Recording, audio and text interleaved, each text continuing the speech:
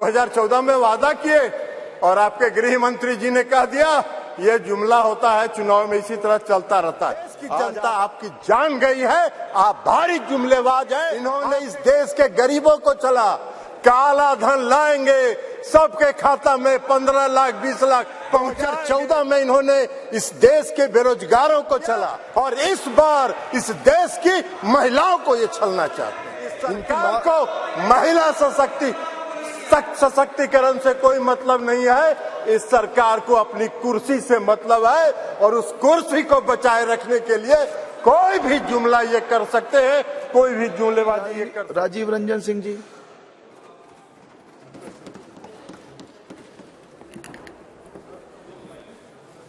सभापति महोदय, महिला आरक्षण बिल 2023 का हमारी पार्टी जनता दल यूनाइटेड समर्थन करती है। हम समर्थन इसलिए करते हैं कि हमारा विश्वास है महिला सशक्तिकरण में। लेकिन जो सरकार ने जो बिल लाया है और जो इनकी मंशा है, वो मंशा इनको महिलाओं को सांसद में या विधानसभाओं में आरक्षण देना नहीं है। ये 26 पार्टियों का जो INDA ये बना है, उसका पैनिक रिएक्शन है। उसके पैनिक रिएक्शन में इन्होंने ये बिल लाया, इनकी कोई मंशा नहीं है। ये जुमला है, सबसे बड़ा 2024 का चुनावी जुमला है। ये महिलाओं को छलने का काम इस बार करना चाहते हैं। 2014 में इन्होंने इस देश के बेरोजगारों को चला 2 करोड़ लोगों को रोजगार का वादा करके 2014 के में इन्होंने इस देश के गरीबों को चला काला धन लाएंगे, सबके खाता में 15 लाख 20 लाख पहुंचाएंगे, छलने का काम किया और इस बार इस देश की महिलाओं को ये छलना चाहते हैं। इनकी मंशा नहीं है। अगर इनकी मंशा होती तो 2021 में इन्होंने जाति आधारित जनगणना प्रारंभ कराया होता।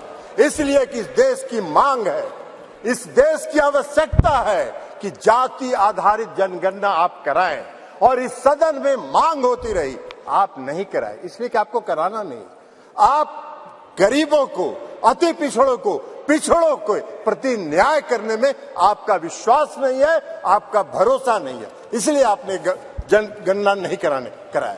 और अगर आपने शुरू करा होता, अब तक तो जनगणना खत्म हो गया होता और आज लागू हो गया होता ये महिला आरक्षण बिल, आज इसकी जरूरत नहीं होती। लेकिन आपकी मंशा नहीं है।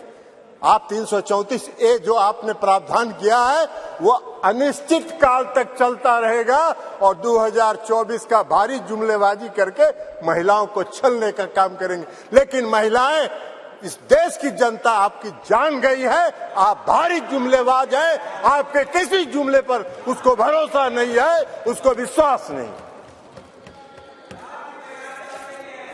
बिहार में आपको जरा सीखो यार, बिहार से सीखो। अभी बता रहे हैं बिहार पहला राज्य है, ये भाषण दे रहे हैं। बिहार पहला राज्य है जो 2005 में सरकार बनी, 2006 में 50% महिलाओं को आरक्षण दिया। 2015 में सरकार बनी, महागठबंधन की सरकार बनी। 2016 में 35% राज्य सरकार की सारी सेवाओं में आरक्षण दिया महिलाओं को। 1 साल के अंदर आपकी तरह 4.5 साल इंतजार नहीं करते रहे। कल प्रधानमंत्री जी का सुन रहे थे, आंकड़ा की बात कर रहे थे। अरे आंकड़ा तो आपका 2019 से था, काहे नहीं किया आपने? जब बेंगलोर में, पटना में, बंबई में मीटिंग हुई तो आपकी घबराहट हो गई और उस घबराहट में आप लेके आए। आपको हम बताना चाहते हैं, ये इनको क्या मालूम है दुबे जी को उत्तर प्रदेश में तो अभी सुना रही थी वो कहानी, तो इसलिए बता रहे। 1 करोड़ 30 लाख ग्रामीण महिलाओं को बिहार की सरकार ने जीविका के माध्यम से सशक्त करने का काम किया है, गरीब महिलाओं को। इसलिए आप क्या बात करिए, आपको क्या महिला सशक्तिकरण से बात मतलब है? आपको कोई महिला सशक्तिकरण से मतलब नहीं है। इस सरकार को महिला सशक्तिकरण से कोई मतलब नहीं है।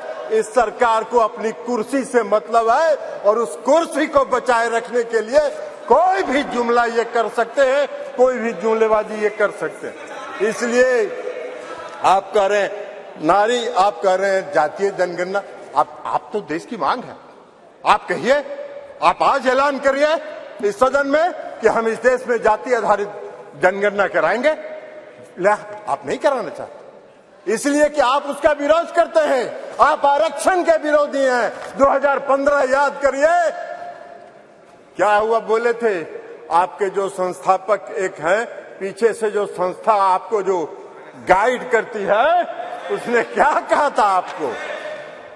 आरएसएस, ये लोग बता रहे हैं आरएसएस, मोहन भागवत जी थे, उन्होंने क्या कहा कि आरक्षण पर पुनर्विचार होना चाहिए। अरे वाह भाई, बाहर सरकार आप चला रहे हैं, आरक्षण पर पुनर्विचार होना चाहिए। आरक्षण कोई आपकी कृपा से है? आरक्षण आपकी कृपा से नहीं है, संविधान के प्रावधानों के अनुसार है।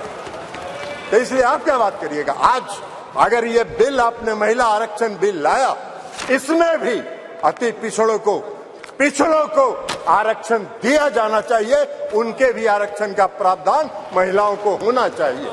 हम लोगों ने किया है, हम लोगों ने अति पिछड़ों को 20% का आरक्षण दिया है बिहार में, पंचायती राज व्यवस्था में, नगर निकाय में एकल पद पर दिया है, एकल पद पर आरक्षण दिया है।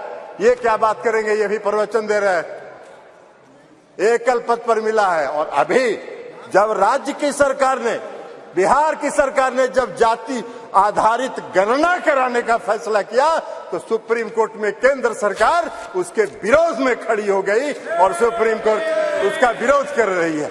ये इनका चेहरा है, ये इनका चेहरा है। और ये बात करते हैं नारी शक्ति का, जो नारी शक्ति वंदन की बात करते हैं, बंधन की बात। अरे अपना बंधन कर रहे हैं आप अपना बंधन कर रहे हैं, अपने कुर्सी का बंधन कर रहे हैं, अपनी सत्ता का बंधन कर रहे हैं, अपनी सत्ता को बचाने का बंधन आप कर रहे हैं। आप वादा करते हैं, आप 2014 में वादा किए और आपके गृह मंत्री जी ने कह दिया ये जुमला होता है, चुनाव में इसी तरह चलता रहता है। आज आप बात करिएगा नारी शक्ति बंधन का, 2024 के बाद कहिएगा अरे ये तो जुमला होता है, ऐसे ही चलता है चुनाव। यही आपका चरित्र है और यही आपकी मंशा है। इस देश की जनता आपके चेहरे को पहचान गई है, आपको पहचान गई है, आपके झांसे में नहीं पड़ने वाली है।